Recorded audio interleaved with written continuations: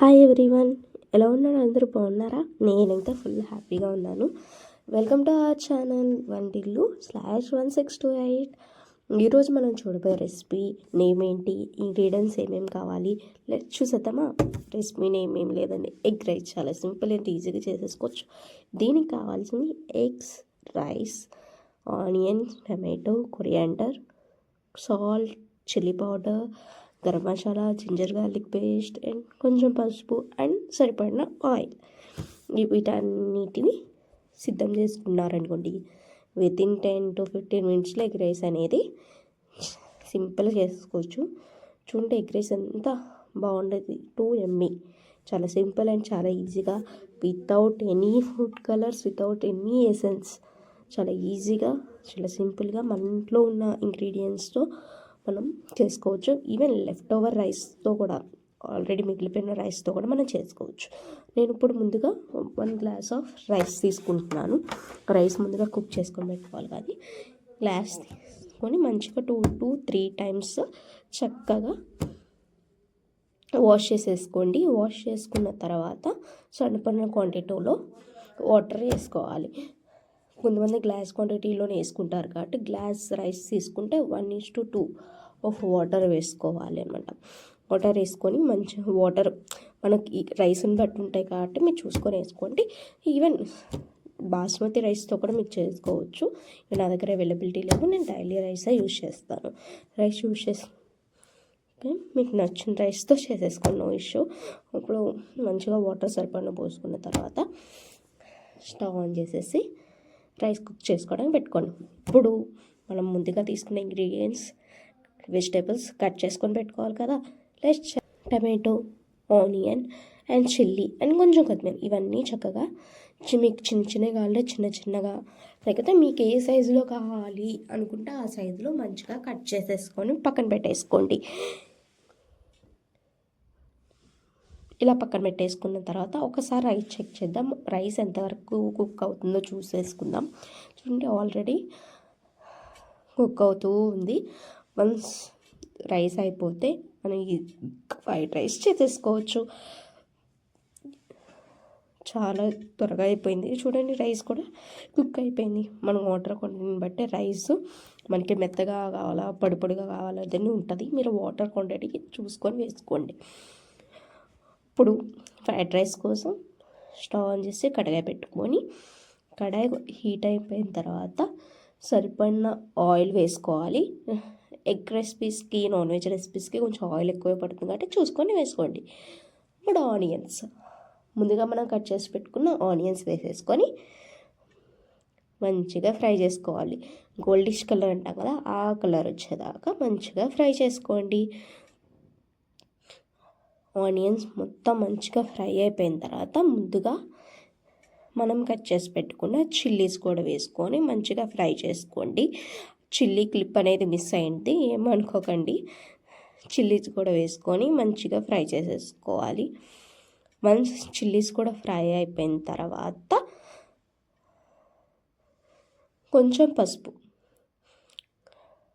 మంచిగా ఫ్రై చేసేసుకోండి.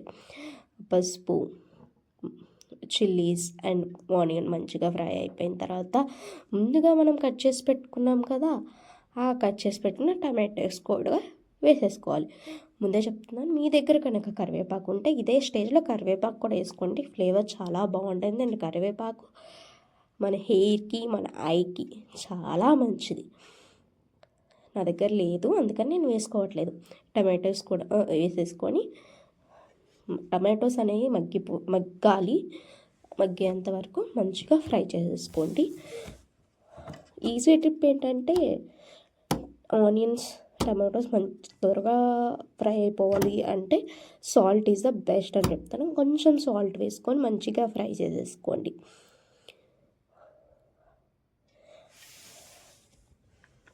ఫ్రై చేసుకున్న తర్వాత లిడ్ పెట్టేసి ఒక 3 minutes చక్కగా మీడియం ఫ్లేమ్లో పెట్టుకొని ఫ్రై చేసుకోండి. 3 minutes అయిపోయిన తర్వాత ఒకసారి ఓపెన్ చేసి చూసేసుకోండి. ఆల్మోస్ట్ టమాటోస్ అనేది కుక్ అయిపోయి ఉంటాయి. ఇంకా కొంచెం కొంచెం ఉన్న మనం తర్వాత కొన్ని వేసేలోపు ఇవి కూడా కుక్ అయిపోతాయి. మంచిగా ఫ్రై చేసుకోండి. మంచిగా ఫ్రై చేసుకున్న తర్వాత నేను 1 tablespoon ginger garlic paste వేసుకున్నాను. కొంచెం స్పైసీ, కొంచెం ఆ ఘాటు తెలియాలి అన్నందుకు మాత్రమే. ఒకవేళ మీకు అవసరం లేదు, మాకు జింజర్ గార్లిక్ పేస్ట్ వద్దు అనుకుంటే స్కిప్ చేయొచ్చు, యువర్ ఆప్షన్ ఇది. మంచిగా జింజర్ గార్లిక్ పేస్ట్ వేసుకునే వాళ్ళైతే దాంట్లో బ్యాడ్ స్మెల్ పోయేంత వరకు మంచిగా ఫ్రై చేసుకోవాలి. ఈ ప్రాసెస్ అంతా మీరు మీడియం ఫ్లేమ్లో చేసుకోండి, ఎందుకంటే కింద మాడకుండా ఉంటుంది అనమాట, అడగంటకుండా ఉంటుంది. ఇలా మంచిగా ఫ్రై అయిపోయిన తర్వాత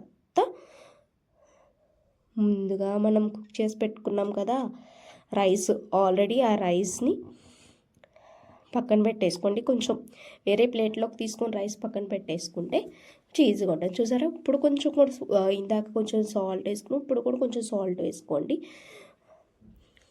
సాల్ట్ వేసుకున్న తర్వాత కూడా మంచిగా ఫ్రై చేసేసుకున్న తర్వాత ముందుగా కట్ చేసి ఎగ్స్ ఉన్నాయి కదా, ఆ ఎగ్స్ని 3 ఎగ్స్ని తీసుకున్నాను. 2 పర్సన్స్ క్వాంటిటీలో 3 ఎగ్స్ని ఇలా బ్రేక్ చేసుకొని వేసుకోండి. ఈ ఎగ్స్ వేసుకున్న తర్వాత ఖచ్చితంగా లిడ్ పెట్టేసి కాసేపు మీడియం ఫ్లేమ్లో మగ్గిస్తే ఎగ్ అనేది కుక్ అవుతుంది. మనకి ఏ పీసెస్గా మనం కట్ చేసుకోవచ్చు. ఇప్పుడు వేసిన వెంటనే మీరు తిప్పేస్తే కనుక అది బుర్జీలా తయారవుతుంది. ఫ్రై తినేటప్పుడు ఎగ్ తగులుతూ ఉంటే మనకి పీసెస్గా బాగుంటుంది. ఇప్పుడు కొంచెం కుక్ అయిన తర్వాత తీసి సెకండ్ సైడ్ కూడా అలా తిప్పుకుంటే 2 వైపులు మంచిగా ఫ్రై అవుతుంది. 1 సైడ్ ఫ్రై అయిన తర్వాత ఎగ్లో ఉన్న మొత్తం స్మెల్ పోయి మంచిగా ఫ్రై అయిన తర్వాత ముందుగా మనం తీసి పక్కన పెట్టుకున్న రైస్ని మీకు ఎంత క్వాంటిటీ కావాలో అంత రైస్ వేసేసుకొని, ఆల్రెడీ ముందు సాల్ట్ వేసుకున్నాం కదా, సాల్ట్ చెక్ చేసుకొని సరిపోకపోతేనే మళ్ళీ ఇప్పుడు సాల్ట్ వేసుకోండి. సాల్ట్ చూసుకొని వేసుకోండి. ఏ రెసిపీకైనా సాల్ట్ తక్కువైతే పర్లేదు, కానీ ఎక్కువైతే తినలేము కదా, అందుకని rice and salt. And main ingredient ఏ రెసిపీకైనా చిల్లీ పౌడర్ కూడా. చిల్లీ కూడా మీకు స్పైస్ లెవెల్ని బట్టి మీరు ఎలా అయితే తినగలుగుతారు, ఎంతైతే తినగలుగుతారు ఆ స్పైస్ లెవెల్ని బట్టి మీరు వేసుకుని. నేనైతే స్పైసీ ఎక్కువ తింటాను కాబట్టి మీరు 1 స్పూన్ వేసుకుంటే నేను 2 స్పూన్ వేసుకునే బ్యాచ్ అనమాట. వేసుకొని లాస్ట్ ఫైనల్గా గరం మసాలా ఇంట్లో పొడి మసాలా ఉంటుంది కదా, so what ever is flavour కోసం మసాలా వేసుకోండి. మంచిగా ఫ్రై చేసేసుకోండి. ఇప్పుడు ఇలా ఫ్రై చేసుకునే టైంలో మీరు కొంచెం హై ఫ్లేమ్లో పెట్టుకోవచ్చు, ఎందుకంటే ఆ రైస్కి అన్ని ఫ్లేవర్స్ ఉండాలి. ఇస్తే ఫ్రైడ్ రైస్ ఫీలింగ్ వస్తుంది అనమాట. ఇప్పుడు లాస్ట్ అండ్ ఫైనల్గా మెయిన్ ఇంగ్రీడియంట్ ఫ్లేవర్ కోసం కొత్తిమీర కూడా వేసుకొని మంచిగా కలిపేసుకొని ఆ ఫ్లేవర్ మొత్తం రైస్కి అబ్జార్బ్ చేయాలంటే ఒక 2 to 3 minutes లిడ్ పెట్టేసేయండి. లిడ్ పెట్టేసిన తర్వాత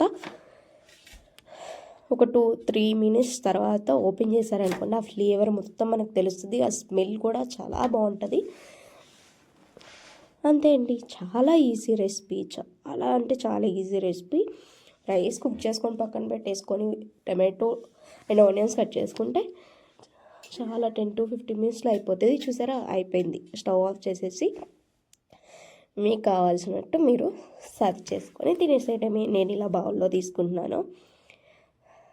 సరే, చాలా బాగుంటుంది. కొన్ని బెస్ట్ అని చెప్తే వేడిగా ఫ్రైడ్ రైస్ విత్ ఆనియన్ ఎంత బాగుంటుంది చెప్పండి. చాలా చాలా బాగుంటుంది. మీరు ఎలా చేశారో ట్రై చేసి, చాలా ఈజీ అండి. చిన్నపిల్లలు కూడా చాలా ఈజీగా చేసుకోవచ్చు. బ్యాచిలర్స్కి అయితే బెస్ట్ అని చెప్పొచ్చు, తొందరగా అయిపోతుంది. Thank you for watching. Please supporting, please subscribe, like, share and comment. Click on the bell icon. మర్చిపోవద్దు, మీ సపోర్ట్ నాకు కావాలి. Thank you so much for your love. Really very happy. అందరు నెక్స్ట్ వీడియోలో మరో కొత్త రెసిపీతో మీ ముందుకు వచ్చేస్తాను. కీప్ సపోర్టింగ్, లైక్ చేయండి, షేర్ చేయండి, ఏమన్నా నెగిటివ్స్ ఉంటే కామెంట్ చేయండి. ఎలా ఉందో ట్రై చేసి రెసిపీని ఎంకరేజ్ చేయండి. Thank you so much. See you.